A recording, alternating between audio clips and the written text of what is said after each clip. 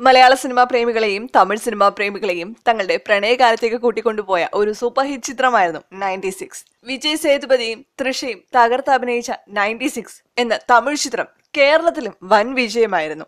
തമിഴ്നാട്ടിലും കേരളത്തിലും ഒരേപോലെ സൂപ്പർ ഹിറ്റായ 96ന്റെ കന്നഡ പതിപ്പ് ഒരുങ്ങുന്നു എന്ന വാർത്തയെ കന്നഡ സിനിമാ പ്രേമികൾ ഏറെ ആവേശത്തോടെയാണ് വരവേറ്റത്. ഇതിൽ ഒരു മലയാളി സാന്നിധ്യവുമുണ്ട്. തൃഷയുടെ വേഷം മലയാളികളുടെ സ്വന്തം ഭാവനയാണ് അവതരിപ്പിക്കുന്നത്. ജാനുവായി ഭാവന എത്തുമ്പോൾ റാമായി എത്തുന്നത് കന്നഡ സിനിമാ താരം ഗണേഷാണ്.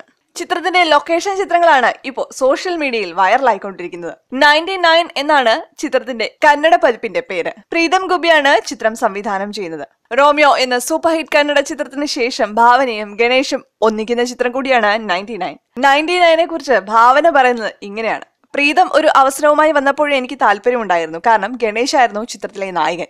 ഗണേഷുമായി ഞാൻ നേരത്തെ ഒരുമിച്ച് അഭിനയിച്ചിട്ടുണ്ട്.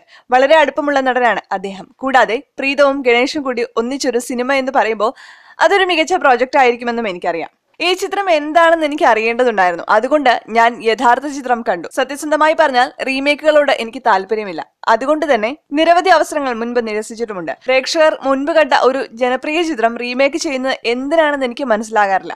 പക്ഷെ 96ന്റെ കാര്യത്തിൽ മറിച്ചാണ് സംഭവിച്ചത്. എനിക്ക് ആ കഥ ഇഷ്ടപ്പെട്ടു. കൂടാതെ 18-20 ദിവസത്തെ ഡേറ്റ് കൊടുത്താൽ മതിയായിരുന്നു അവർക്ക്. ചിത്രീകരണം ബാംഗ്ലൂർ തന്നെ ആയത് കൂടുതൽ സൗകര്യമായി തോന്നിയെന്നും ഭാവന പറഞ്ഞു. ടൈംസ് ഓഫ് ഇന്ത്യക്ക് നൽകിയ അഭിമുഖത്തിലാണ് ഭാവന ചിത്രത്തെക്കുറിച്ച് പറഞ്ഞത്. ജാനുവായി മലയാളത്തിന്റെ സ്വന്തം ഭാവന എത്തുന്നത് കാണാൻ ആകാംക്ഷയോടെയാണ് മലയാളി പ്രേക്ഷകരും കാത്തിരിക്കുന്നത്.